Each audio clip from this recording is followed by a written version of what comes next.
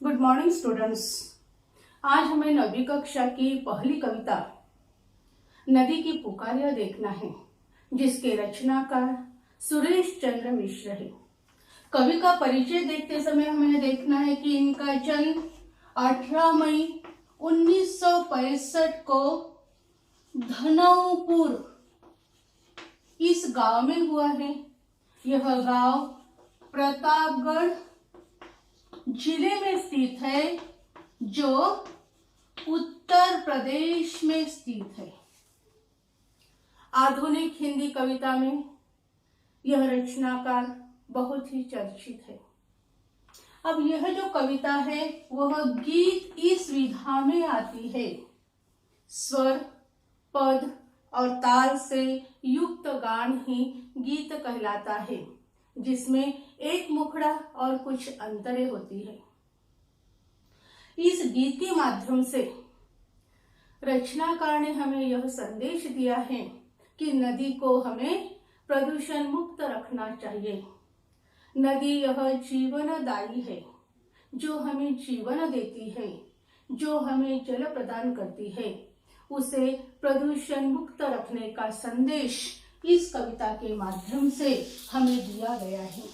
अब हमें देखना है कविता का सार क्या है। नदी यह सबको जीवन देती है, सबके लिए वह जल प्रदान करती है। नदी की खासियत यह होती है कि उसमें प्रवाह होता है, वह शुद्ध होती है और नदी यह निरंतर बहते रहती है। ऐसी यह जीवनदायिनी नदी यह कल कल करके बहती है और वह हमसे मनुहार कर रही है। मनुहार का अर्थ है हमें विनती कर रही है कि उसे प्रदूषण से बचाना चाहिए। अब नदी कैसे बहती है? तो नदी मर्यादा में होकर बहती है और उसका जो जल है वह सुधा रस की तरह है, अमृत की तरह है। वह सबकी प्यास बुझाती है।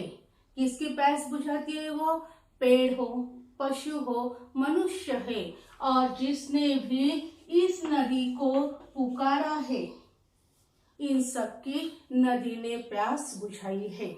अब नदी का जीवन कैसे है?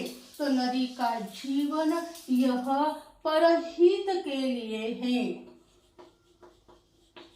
परहित जन कल्याण के लिए नदी का जीवन सर्वस्व अर्पण है।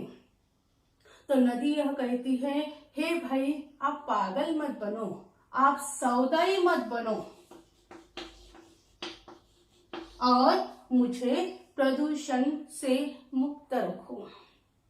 नदी यह कल कल बहती है और बार बार वह यह मनुहार कर रही है कि मुझे प्रदूषण से बचा लो। अब नदी कहाँ से निकली है? तो नदी यह गिरिवन से निकली है। गिरिवन पर्वतीय जंगल।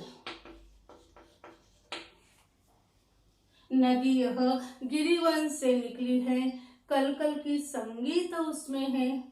नदी एक गीत के समान है और उसके मन में एक सपना है। सपना एक स्वप्न है। कौन सा स्वप्न है? उसमें परहित का स्वप्न है। उसकी प्रवाहिता, शुद्धता, निरंतरता, यह उसके खास गुण हैं। उसका एक सपना है कि जिस राह से वह निकले, जिस मार्ग से वह निकले, उसे वह अपनापन बांटती है, जीवन बांटती है, शुद्धता बांटती है। तो लोगों से यह विनती कर रही है कि उसे मलिनता न दे, मलिनता, गंदगी न दे। हम देखते हैं कि आज के जमाने में जल प्रदूषण यह बहुत ही विकट समस्या हो रही है। तो वह कह रही है कि मैं आपको जल प्रदान कर रही हूँ, आप मुझ में गंदगी न डाले और मेरे जो जल जो है उसे शुद्धता उसमें कायम रखे। मगर मलिनता लोगों ने तो मुझ में डाल मिलाई रे। नदी यह कह रही है कि लोगों ने मुझ में तरह तरह की गंदगी डाल दी है, फिर वो कारखाना की हो, शहरों की हो या और किसी वजह से जो गंदगी है वह सभी नदी में मिल रही है और उसके कारण नदी का शुद्ध जल यह मैला हो रहा है। नदी की कलकल ध्वनि यह एक जीवन का संगीत है। वह संगीत प्रदान करती है, खुशियां प्रदान करती है, कुदरत को एक तरह का एक सुंदर माहौल प्रदान करती है और इसीलिए नदी जल यह हमें मनुहार कर रही कि आज आप मुझे गंदगी से बचा लो, मैं आपका भविष्य निश्चित ही बचा लूंगी, मैं आपका भविष्य उज्जवल करूंगी। इस तरह से नदी यह बार बार मनुहार कर रही है, विनंती कर रही है। नदी के तट पर अगर हम बैठते हैं तो नदी एक तरह का सुंदर गीत हमें सुनाती है, सुंदर संगीत हमें सुनाती है और यह संगीत हमारे जिंदगी को खुशियां प्रदान करता है। सूखा पड़ जाने पर, अकाल पड़ जाने पर प्यास बुझाने का काम सिर्फ और सिर्फ नदी ही करती है। वह बिना किसी शुल्क लिए, किसी कीमत को लिए वह हमें जल प्रदान करती है। कितनी भी महंगाई आ जाए लेकिन जल जो है वह हमें जीवन प्रदान करती है, प्यास बुझाती है। इस तरीके से कल कल बहने वाली नदी हमसे अपने आप को बचाने की विनंती कर रही है। अब यहाँ पर रचनाकार ने यह बताया कि अगर नदी नहीं रही तो क्या होगा। अगर नदी नहीं रहेंगी तो सागर भी मुरझा जाएगा और नदी जो सागर से मिलने जाती है, यह जो सिलसिला है नदी का सागर तक का मिलन, वह सिलसिला समाप्त हो जाएगा। और कवि यह कह रहे हैं कि फिर नाला सागर से मिलने कैसे जा सकता है, जा ही नहीं सकता है। और जो हो हैया का जो संगीत है, जो गाना होता है, वह गाना भी हमें सुनाई नहीं देगा। इसीलिए कल कल की ध्वनि हमें निरंतर सुनाई पड़नी चाहिए। और वह कब सुनाई पड़ेगी, जब हम नदी को प्रदूषण से मुक्त रखेंगे, तभी हमें एक सुंदर जीवन, एक उज्जवल भविष्य मिल सकता है। नदी ये कह रही है कि झरना बनकर मैंने लोगों को खुशियां प्रदान की है, लोगों के नयनों को मैंने खुशियां बांटी है।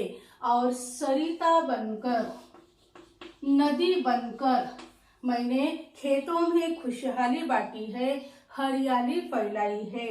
और इस तरह से और कौन सा काम किया है, खारे सागर को मीठा करने का कार्य भी नदी ने किया है। इस तरीके से बार बार नदी ये कह रही है कि मुझे प्रदूषण से मुक्त रखिए। मैं अगर प्रदूषण मुक्त रही तो निश्चित ही आपका जीवन भी उज्जवल रहेगा, सुंदर रहेगा, प्रदूषण मुक्त रहेगा। इस तरीके से रचनाकार ने हमें इस कविता के माध्यम से, जो गीत विधा में आता है, उसमें बार बार यह मनुहार किया है कि जो जीवनदायिनी नदी है वह हमें शुद्ध रखनी चाहिए। उसकी प्रवाहिता यह हमारे हित के लिए है, तो उस प्रवाहिता को कायम रखना है, उसमें गंदगी नहीं डालनी है और अपने जिंदगी को और भी सुंदर रूप देना है और भी सुंदर भविष्य देना है। इस तरीके से इस कविता में कवि ने बहुत ही सुंदर ढंग से नदी की मनुहार प्रस्तुत की है। अगला भाग हम अगले वीडियो